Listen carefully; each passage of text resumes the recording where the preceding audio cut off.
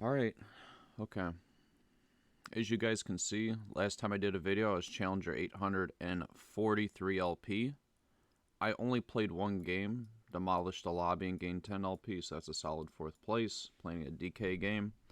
So now you know a little bit about me, Challenger TFT player. I'm going to give you guys some knowledge that seems common knowledge, but like a big brother, I want to give you guys some knowledge that I think will help you out. Okay? For one, I think there was a good quote. It ended up saying, confidence isn't built by saying you're something. Confidence is built by having an undeniable stack of proof. Okay? So what do I mean by this? I know I'm a master tier player because for sets I kept hitting master tier.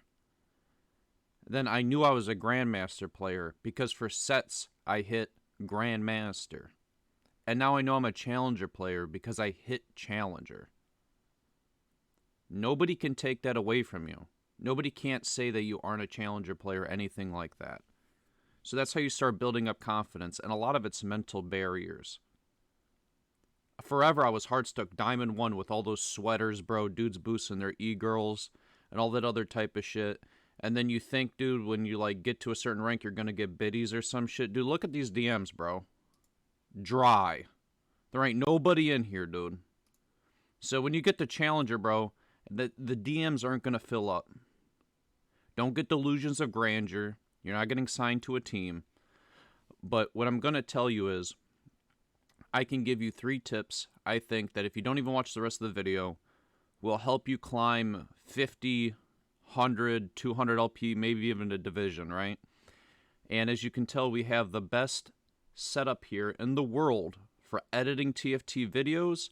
It's a multi-million-dollar studio. I have interns that don't even speak English at my disposal. So here I'm going to click open my notepad I spent 2 minutes on after I got off work, and I'm going to give you guys the rundown, okay? This right here is $350 worth of Niece's coaching, okay? And I just whipped it up in 5 minutes for y'all, okay? So here we go. How to instantly climb a division. And I thought about these, genuinely. Whenever you join a lobby, you're going to want to / mute all. And I'll tell you why, man. Nothing somebody types to you or you type to them will ever have an impact on the game, will never help you out in any way whatsoever. It's only going to be a mental barrier that you have to deal with. And when you have people typing shit to you, it's a distraction. It's not going to help you win. And more often than not, you want to be in a good mental space, man. When you see a lot of these high elo people play, they play maybe a game or two, then they get off, man. They're not grinding 10 games a day or 5 games or whatever other people are doing. They're playing a game or two when their mental's fresh. Maybe they play norms. They come in and they play to the best of their ability. And if they lose, they get off, man. They're not going to sit there and let their mind get just ruined by the game. So muting all is a given, especially when you start getting into higher elo games. I'm talking about when I played against Cloud9 Soju, when I played against some of these higher tier players. I remember I played in a game with Hafu and her husband, I believe. It starts becoming a major distraction, especially when you want to climb, and it's just not good for you. Another tip is organize your board. When I'm gonna review some gameplay here after I'm done with this, and I'm gonna give you guys an example. But whichever way you can organize your board to best help your brain work, you should do it. And I'll give you an example. There's only 10 slots on the TFT board. I use my right slots as my pair slots, as in I have a unit on the board, I have a unit on the bench, and then I can organize it that way. And then I use the left side of my board as the slots for those are the units going out onto the board. Why does this matter? It matters on level 7 roll downs. When you roll down, there's a finite amount of units in the pool and you want to hit certain things, and it helps you organize your brain more. You know, you hear people say, oh, I'm getting dizzy, like streamers and stuff like that. And it's because of like this. A lot of it is just becoming a really consistent player. You can hit Challenger getting 4th place every game. You do not have to get 1st place. You could hit Challenger getting 1st through 6th every game. Okay. Next point. Watch other players even if you would rather play the game. I know a lot of people say watching other people is boring as shit, and I get that. I really do. But also, you have to understand, if you're not where you want to be, watch people who are there. It makes sense. It's in any walk of life. If you want to lose weight, you're not going to just, oh, I'm going to go do my own thing. No, you're going to look at people who have the physique you want, and you're going to go do that. If you see somebody with money and you want to make money, you're going to go hang out with the people who make money and figure out how they're making money. You're not going to spend all this time trying to figure it out by yourself.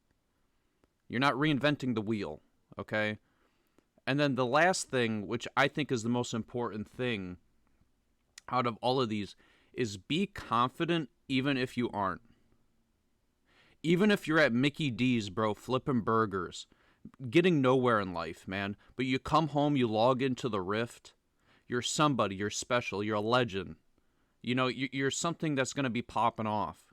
And nobody can take that away from you, man. You have to be confident, even if you're on the fries at Mickey D's, bro. Because nobody else knows that. When you come into the game, you have to put on some music that makes you feel like you're literally the protagonist in your own story. And what do I mean by this? Doom, the only thing they fear is him, is a YouTube video I listen to on repeat. You can't be telling me this motherfucker standing up atop a body of corpses, when you look at this dude, you don't feel Giga Chad. You can't tell me when you're listening to this dude with gameplay on the side, dicing up people and shit, that you don't feel like you can't conquer the world. And you need that type of confidence coming into the game. Every Challenger player I watch who streams ends up, like, they have this confidence about them that they know what they are, and they're not second-guessing or making plays that they don't feel, you know, secure in. Another one. Vegeta's Pride, man. Play this shit on loop, bro. If this shit's just screaming in your ear the whole damn time, you need to have the confidence so you can get rid of that ranked anxiety or whatever the hell you got to deal with. This, you know, dude, you can't tell me watching this on the side is not going to take you places. You guys really need...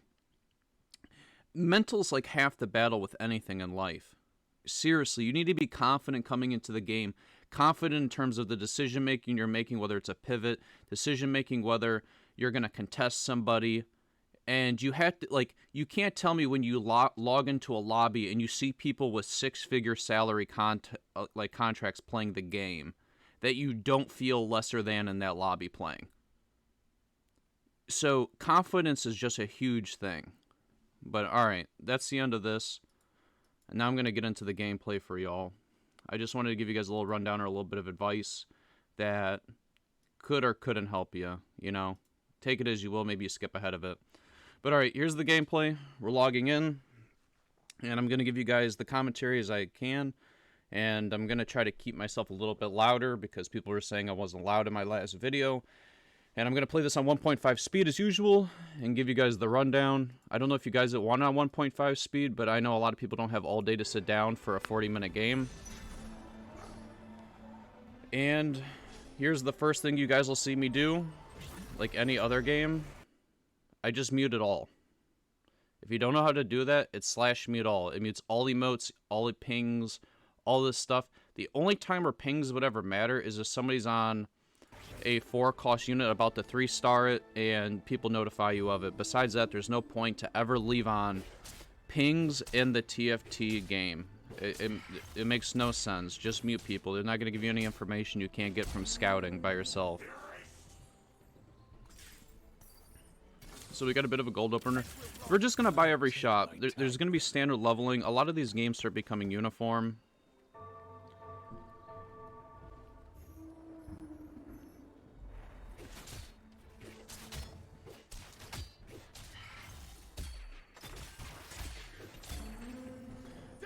So the item openers we're already seeing. I'm already seeing Sunfire. When you're playing these games, you gotta break it down into digestible bites, right? You got to break it down to digestible bites for yourself. Such as, what do you need in a comp? You need frontline, you need backline, you need anti-heal, you probably need some kind of healing, and you need ramping damage. Those are like the to-do lists that you got to look for in every game. Opening up, and I don't want to keep pausing because I want to keep the game moving for you guys, but this right here, decision making, just came with knowing the meta. This is like a big difference. They even nerfed her. I think bigger, better buckler used to be 200 armor, and then they nerfed it. And now it's down to 180. And the reason why I say this is, you remember how I just told you the checklist between frontline and backline? Bigger, better buckler on Poppy is so much frontline you never have to worry about frontline again. As long as you have defender in, look, nothing's going to get through her.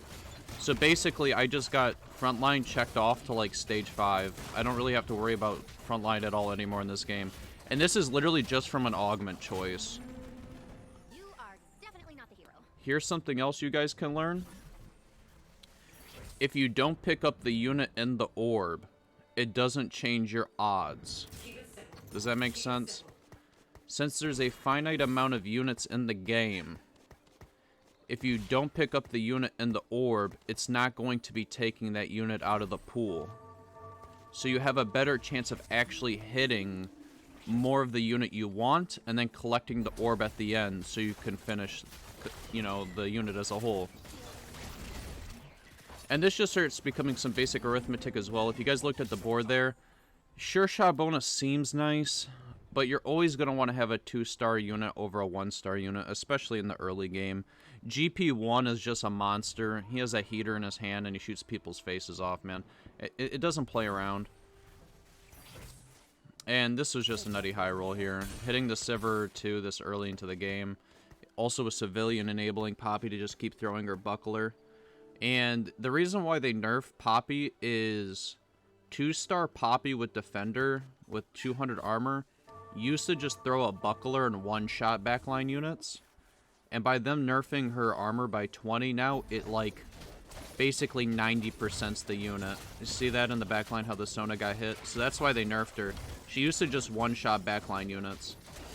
But in this instance, you can see I scouted around a bit and I saw there was a Blitzcrank hook. So I just, you know, tucked the GP in the corner. And then just, I know for the rest of the game now that there's a Blitzcrank hook in the lobby. So eventually I'll fight him, and the issue is you don't want to forget about it, and then the one time you fight him, you take 25 damage, and then you get a 5th place, when it was easily something avoidable.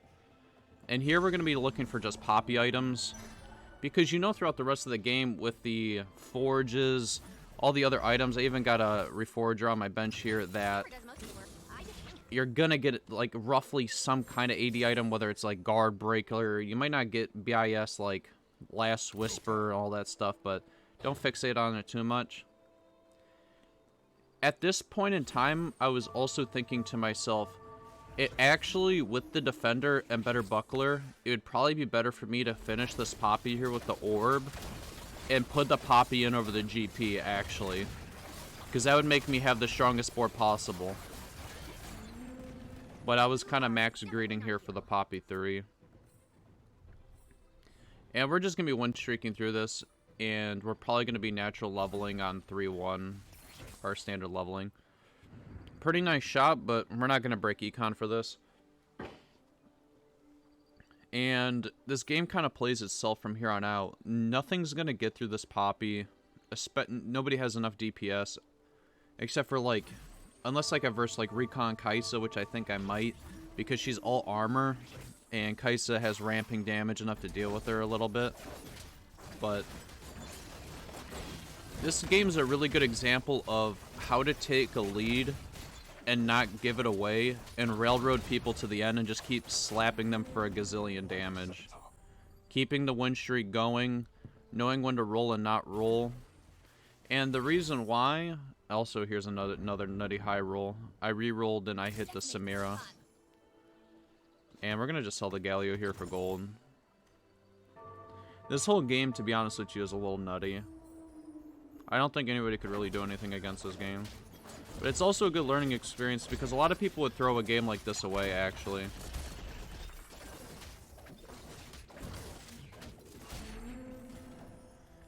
And you're just going to slam Redemption on the Poppy. The moment you can get 3 items, here's how you got to view the game, right?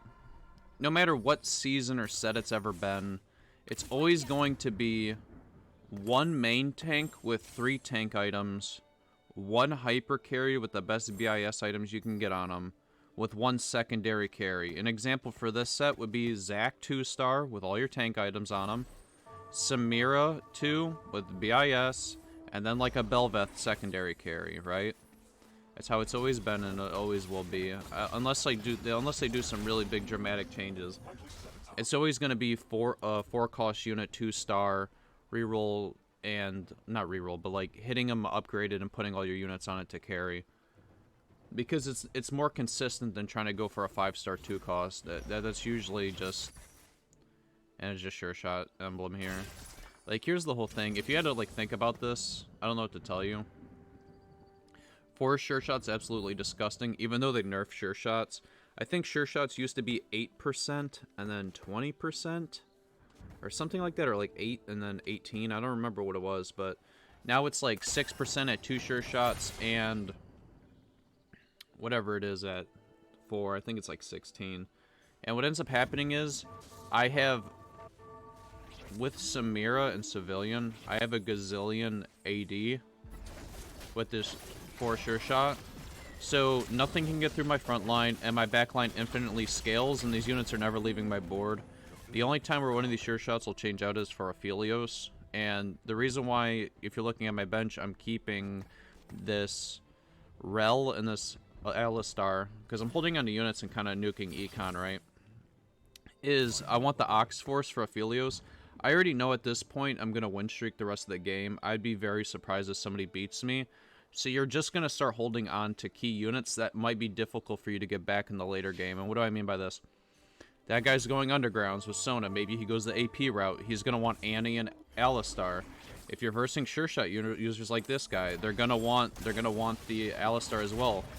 And as you can see, I never moved that GP from the corner, because now we fought the Blitzcrank dude, who was the win streaking guy in the lobby. I don't think there's a reality where we ever lose this, but let's say I didn't have bigger, better buckler, it probably could have happened. But in this instance, I just have too much scaling damage, too much tank. But you're going to see I'm starting to hold on to key units I know I'm not going to want to replace. Although hindsight's 2020, I still think I should have changed out this GP. Especially after fighting this Blitzcrank hook person. I should have sold the GP, ran over the orbs, because the odds of me actually finding Poppy 3 now is very slim. Especially when you roll past level 5. And I'm just looking to make some air items now.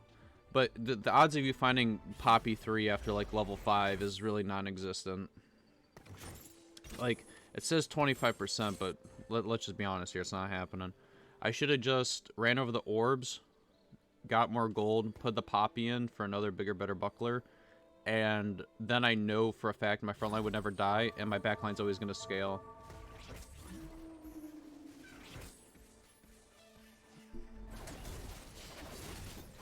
Although, this is really bad items for Poppy. If in an ideal world, I would have, like, Dragon Claw on her. You don't want, like, Dragon Claw. Warmogs is fine. You see what I mean by how Kaisa actually almost killed him? Or almost killed Poppy?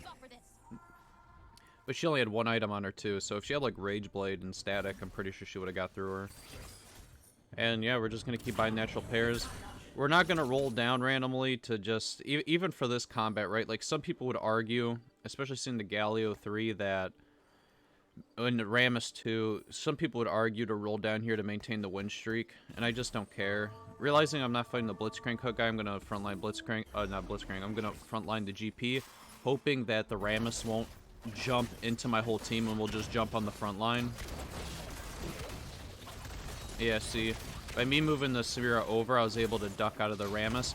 And I know this stuff seems meticulous and dumb, but it's like an avalanche effect, right? Like, throughout the course of the game, a lot of it comes down to, like, individual fights that you're positioning for. And the big difference between you being plat and you being, like, diamond is just not being lazy, man. Don't be lazy in the game. I'm gonna sell the Woo here and level up. I'm not, I know I am. I don't remember this game all that much, but I know I'm selling something and leveling up here. I'm not gonna just sit on this.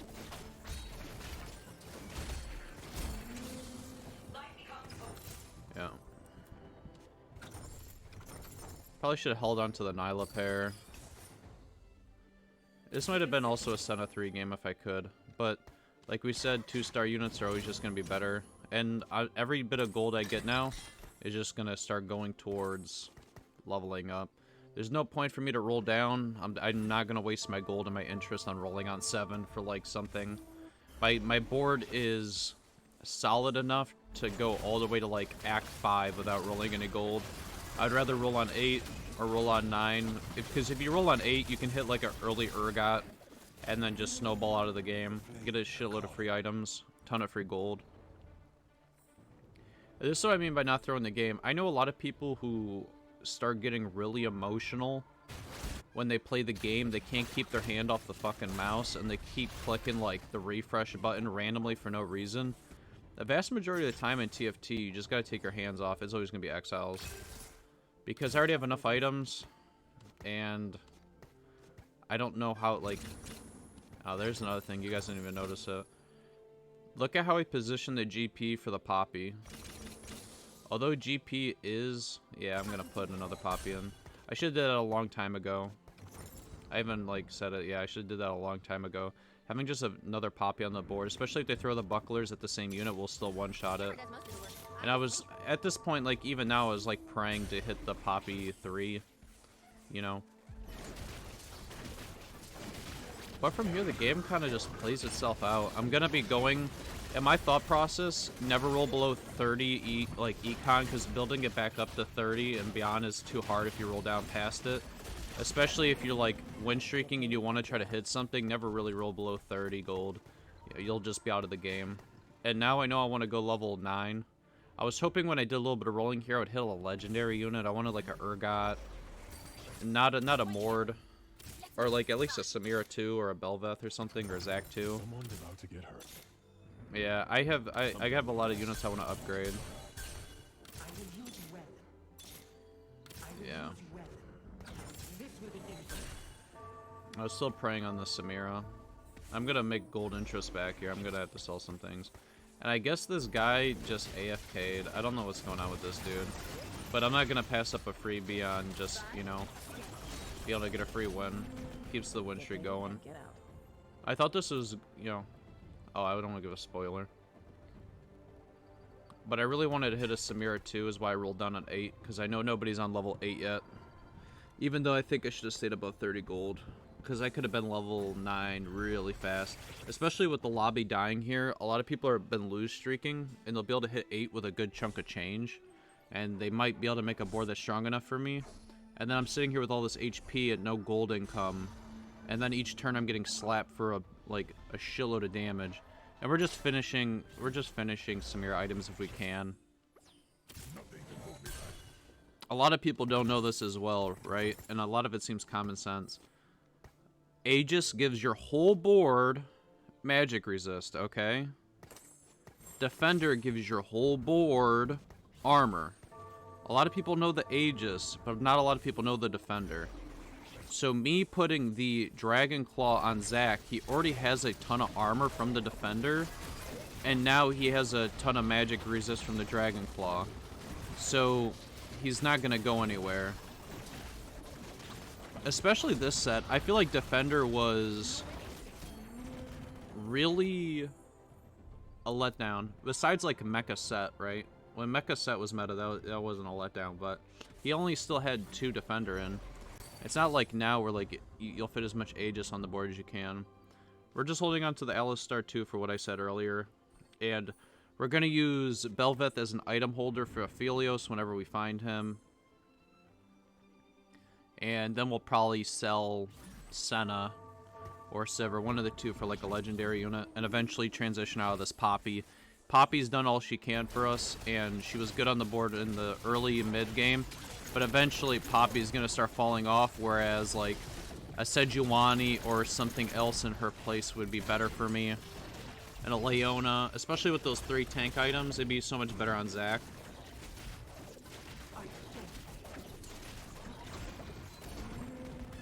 You are definitely not the hero. And we're just going to go all the way to the moon with this. We're going to go level 9. And after I roll down a little bit, one thing that really clicks in your head is you only really need 1 2-star 4-cost hyper carry. In this case, I used to have a bad habit in the passive. I would keep donkey rolling until I hit the Samira, and it's not, you're not gonna hit it, bro. Get those delusions of grandeur out of the way. And this was just disgusting, dude. I got like BIS items just from like random RNG there.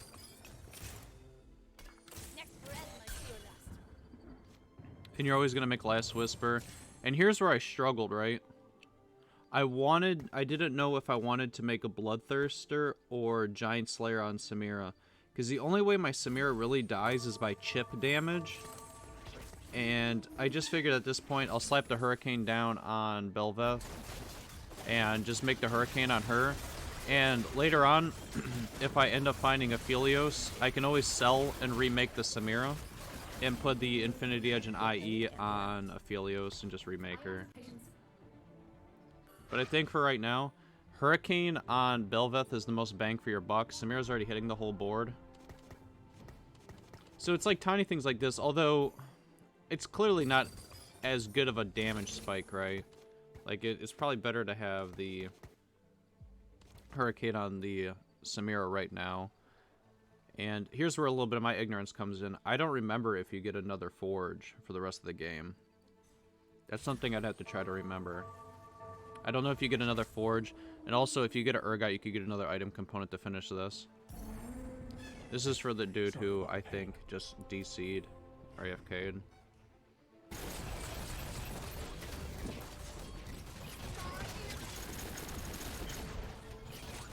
But what do you start noticing in these fights, right?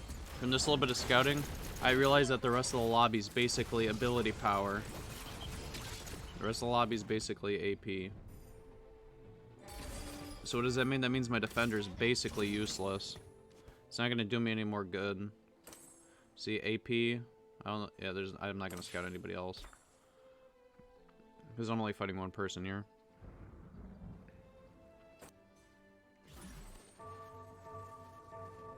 And last minute, we're swapping the Belveth and Samir because we know the guy had a Zephyr, right? He has it chilling on his bench. I don't even think he ended up playing it.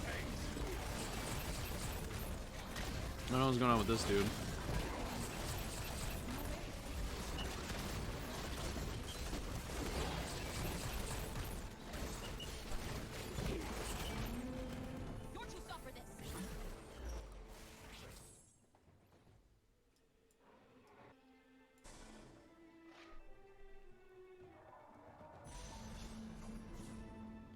And I'm looking for a third Aphelios item, right? Like, I'm looking for something that will finish off the Aphelios. And I realized I wasn't going to get at that shop. And what did I say earlier? The whole lobby's AP, so what am I starting to do? I'm starting to hold on to the Aegis units. Because I know at level 9, you got to start getting it in your head. I'm using transitional units to make my comp a bit better. I'm using the Rel for right now. She's going to be off my board. These are item holders. I know that I want to have Aegis on my board, probably like 3 to 4 Aegis late game.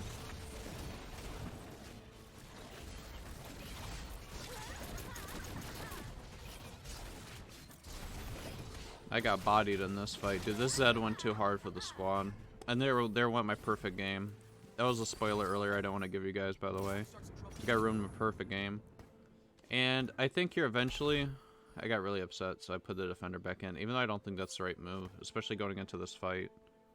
That's an emotional play there. I actually don't think that's the right move to make. I think it's better to keep the Aegis in.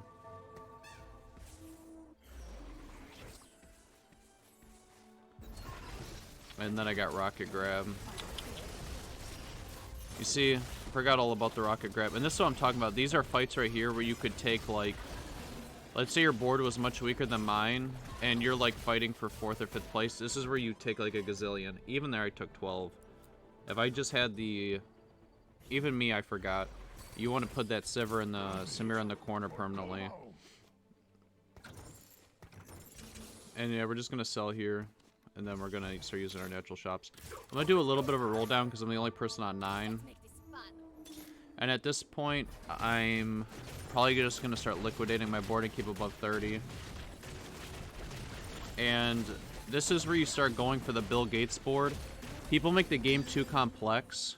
The real way to surefire get a first or second is to either A, get a 2-star or get a 3-star 4 cost, or start going for the Bill Gates board, right? So I know the Poppy's got to go here now. She's going to go, and I'm going to start putting the legendary units out on the board. And I'm putting the Warmogs on the Zac because he has his ability skills off maximum HP. I'm putting those 2 items on Belveth for the placeholder for Aphelios. As you can see, the boards are just starting to become infinitely stronger. Plus, like, healing on Belveth is too good. You need some kind of vamp on her. You need, like, a Bloodthirst or, like, a Gunblade or something. And we're making units. I really don't want to make Janna here, especially that version of Janna. Because with Exiles, it's just kind of counterintuitive. I don't really want it. And ever since they buff Rug Gun on Aphelios, that's all I've seen people play, so that's what I'm playing. It's just too much DPS. Hindsight's 2020, but I should have put Fiddlesticks in the middle of the map so he ulties much sooner to get his fear off and gives my sure shots more time to scale. This all seems like small stuff, but it starts adding up, right? And at this point, I'm like, okay, Samira 3 is actually like an option for me. I'm like, okay, I'm 2 off Samira, so that's why I start for fun rolling. But there's no reason, if you're ever actually just tryharding for firsts, why you should ever... And I'm having fun at this point. Like, I'm just putting ace on the board for no like, double ace. There's no reason, but I just want to have all the legendaries on my board, just having a little bit of fun. But you really shouldn't put you know, Mordekaiser out on the board.